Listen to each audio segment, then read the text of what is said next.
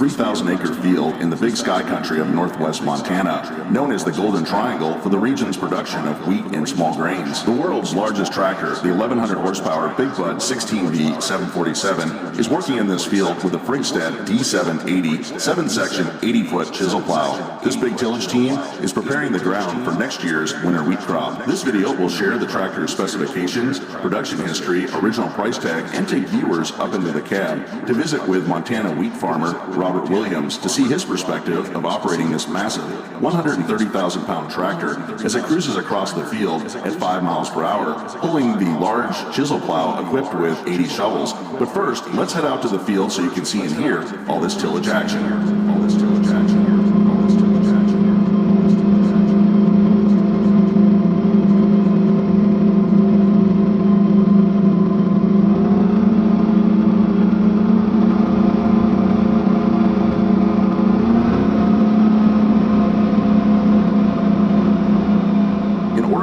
Preparing the seedbed for next year's winter wheat crop in the 3,000-acre field known as the 8-Mile Bench that sits 1,000 feet above the Missouri River in northwest Montana. The Big Bud 16V 747 tractor must make it climb up a steep incline of 600 feet.